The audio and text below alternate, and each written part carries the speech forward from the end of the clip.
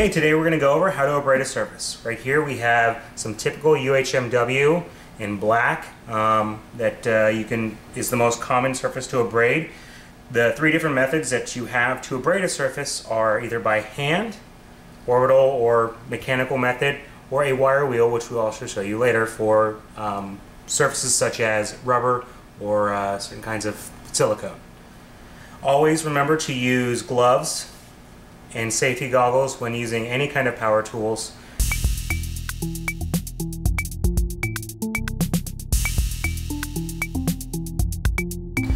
Okay, in order to sand by hand, what we recommend is taking some 120 grit sandpaper. In this particular instance, I believe it's 100 grit sandpaper.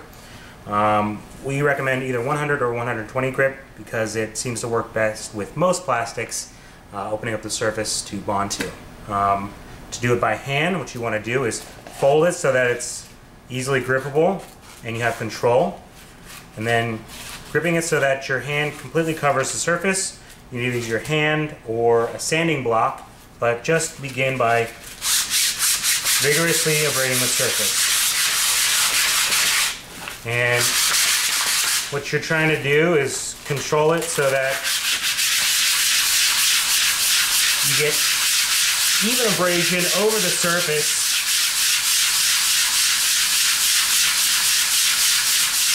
And what you're trying to do is erase the gloss and get down to a open pore of the plastic.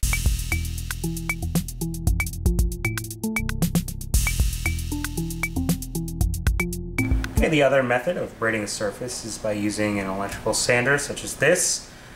This covers larger square surface areas, and it tends to do it a little bit faster than by hand, as you saw before. This is going to get loud, so just bear with me, but I will show you how to abrade the surface.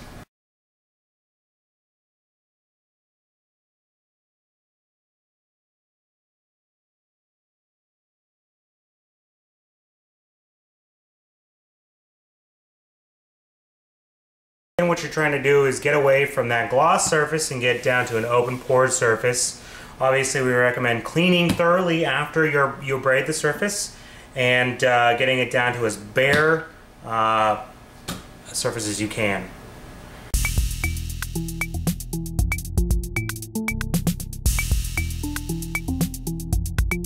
Alright, now we're going to go over how to abrade with a wire wheel. Here we have a typical bench grinder. You can find these pretty much in any shop. This particular one's pretty old, but they're all used the same way. In this particular case, we're using the wire wheel portion to abrade rubber. Now, we do not recommend using a wire wheel on any other surface other than rubber, silicones, or anything that's very similar. The reason why we don't recommend using it on hard surfaces is because, one, it will tend to gouge out large portions of the plastic, and it tends to not give the best surface to bond to. In the particular case of rubber, what it does is it really removes the plasticizers that bloom to the surface, and it gives you the best possible surface to bond to. Alright, let's go ahead and start this bad boy up.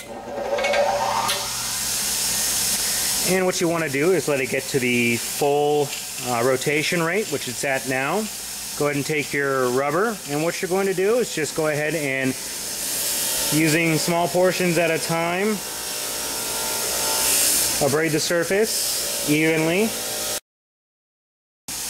What you're trying to do is bring the surface down and get it down to a bare rubber surface. As you can see, this is pretty roughed up.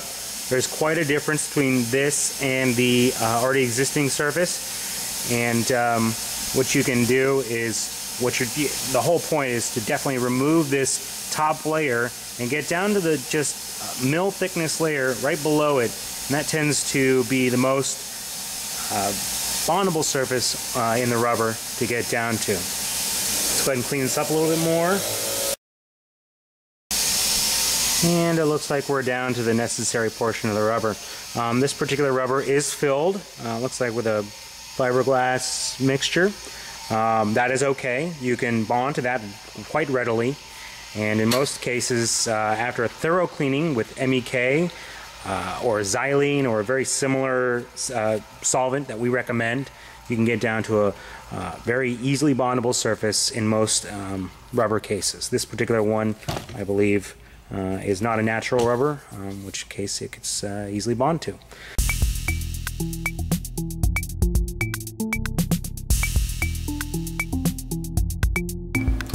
After you're done abrading, we always recommend cleaning the surface. This is due because when you abrade, you're often left with a lot of particulates, extra plastic, sandpaper, sand, or all kinds of other contaminants that can affect the surface. What we always recommend is using isopropyl alcohol, and by squirting it liberally all over the surface and wiping it down as vigorously as possible.